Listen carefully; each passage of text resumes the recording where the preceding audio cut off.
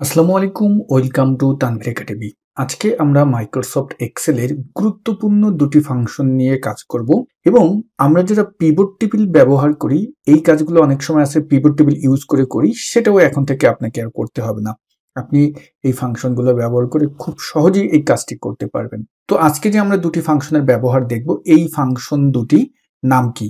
একটির নাম হলো গ্রুপ বাই আর একটা হলো পিভট বাই। তো এই যে ফাংশন দুটি, এটা যে আসলে আমাদের অনেক সময়ের কাজ কিভাবে খুব অল্প সময়ের ভিতর করে দেবে, এখনই আমরা এটা দেখব।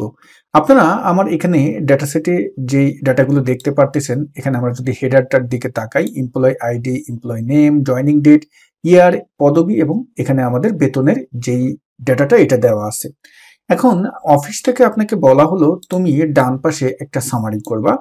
সেই সামারিটি হলো যে আমার এই যে ডেজিগনেশন আছে, এইদের যে নামগুলো আছে এদের এখানে তুমি ইউনিক নাম আনবা, পাশাপাশি তাদের প্রত্যেকের টোটাল স্যালারি ডান পাশে নিয়ে আসবা।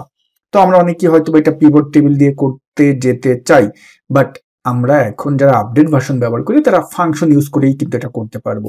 তো আমরা এখানে কি ফাংশন ব্যবহার করব?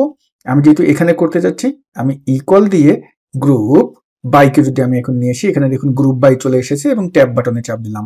আমরা এই জায়গাটায় দেখতে পারতেছি row fields. Okay dear viewers, তো আপনারা অনেকেই বলবেন যে ভাই আমরা তো পুরাতন ভার্সন ব্যবহার করতেছি, তাহলে আমরা এই যে নতুন ভার্সন বা আপনি যে ফাংশনগুলোর কথা বলতেছেন এগুলো আমরা কিভাবে পাবো?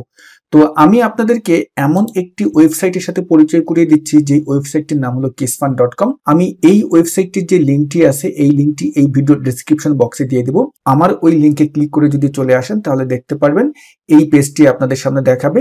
এখানে এসে আপনারা চাইলে মাইক্রোসফট অফিসের যে আপডেট ভার্সন আছে সেটা পারচেস করতে পারবেন, যেমন 2021। আপনি যদি 1 কিস নিতে চান, 2 কিস নিতে চান, সেটা নিতে পারবেন। এবং যারা আমাদের লিঙ্কে ক্লিক করে এখানে আসবেন তারা কিন্তু এখানে 62% পর্যন্ত কিন্তু ডিসকাউন্ট পাবেন, অর্থাৎ অফ পাবেন।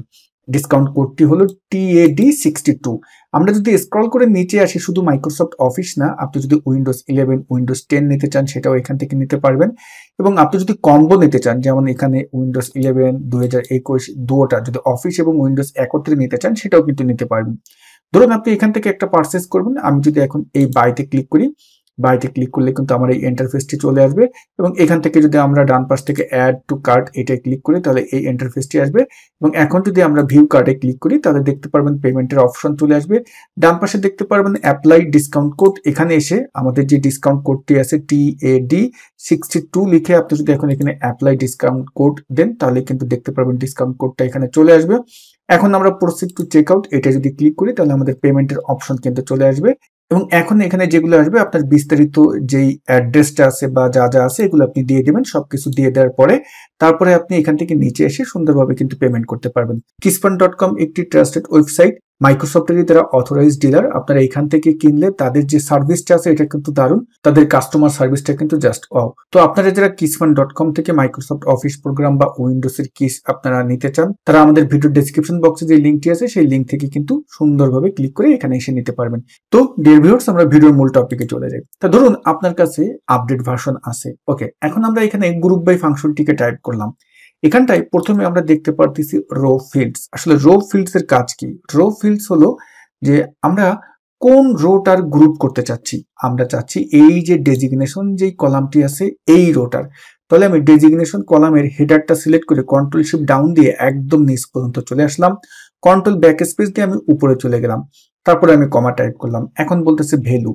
ভ্যালুটা কি? মানে আমি যে এই যে ডেজিগনেশন যে লিস্টটা নিলাম এদের তো গ্রুপ করবে, কিন্তু এদের কোন ভ্যালুটার সাথে আপনি গ্রুপ করাতে চাচ্ছেন, কোন ভ্যালুটার আমরা ফাংশন ইউজ করতে চাচ্ছি। আমরা চাচ্ছি এই ডান পাশে যে স্যালারি আছে এই স্যালারিটাকে আমরা ফাংশন ইউজ করতে চাচ্ছি। তাহলে স্যালারি যেটা আছে এই রেঞ্জটা হবে আমার ভ্যালু। তো আমি স্যালারি শুরু থেকে শেষ পর্যন্ত নিয়ে নিলাম এবং কন্ট্রোল ব্যাক দিয়ে আমি উপরে চলে আসলাম।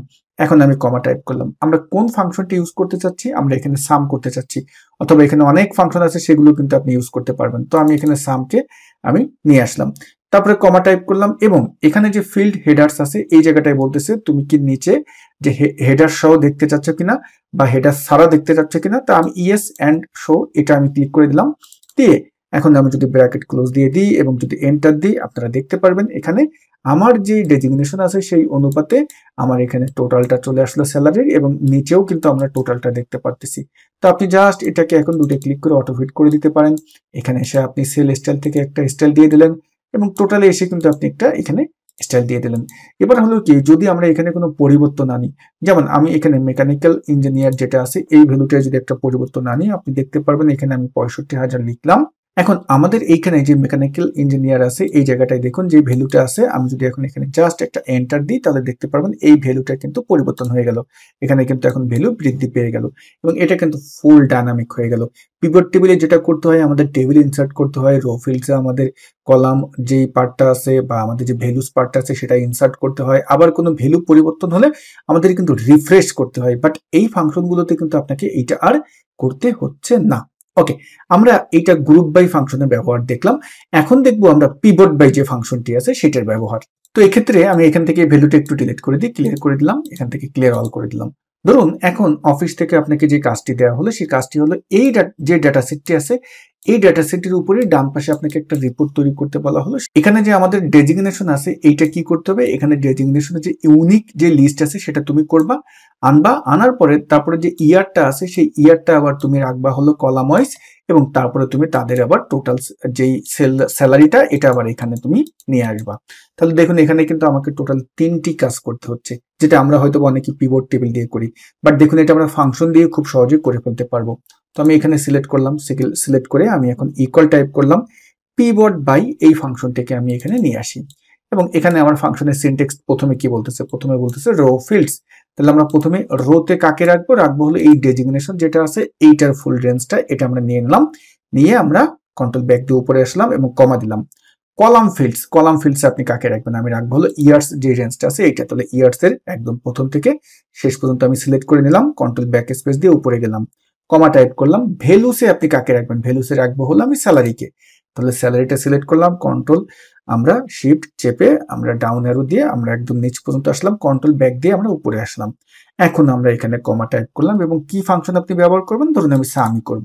এরপরে আমরা যে কাজটি করবো, এখন আমরা ব্র্যাকেট ক্লোজ দিয়ে এখানে জাস্ট এন্টার দিয়ে দিলাম। দেখুন খুব সুন্দরভাবে কিন্তু আমার রিপোর্টটি চলে এসেছে। তো আমরা একটা কাজ করি, এটা পুরোটা সিলেক্ট করে আমরা দুইটা ক্লিক করে দিয়ে অটো ফিট করে দিলাম, এবং এই যে হেডারটা আছে হেডারটা সিলেক্ট করে সেল স্টাইল থেকে আমরা একটা স্টাইল দিয়ে দিলাম, নিচে যে টোটালটা আছে এটাও সিলেক্ট করে আমরা সেল স্টাইল থেকে একটা স্টাইল দিয়ে দিলাম, আর এইখানে যে টোটাল পার্টটা আছে এটাকে আমরা সেল স্টাইল থেকে একটা আলাদা স্টাইল দিয়ে দিলাম, আর এই জায়গাটাও আমরা কি করে দিচ্ছি, এটাকে সিলেক্ট করে সেল স্টাইল থেকে আমি আমার মতো করে একটা ফরম্যাটিং দিয়ে দিলাম। দেখুন খুব সুন্দরভাবে কিন্তু এখানে আমাদের রিপোর্টটা চলে আসলো। আপনি ডান পাশে এখন কোনো পরিবর্তন করলে এখানে কিন্তু আপনার দেখতে পারবেন ডাইনামিক পরিবর্তন হবে। তো ডিয়ার ভিউয়ার্স, যদি এই ভিডিওটি আপনাদের ভালো লেগে থাকে একটি লাইক দিবেন, আপনার মূল্যবান মতামত শেয়ার করতে ভুলবেন না। সবাই ভালো থাকবেন। আসসালামু আলাইকুম।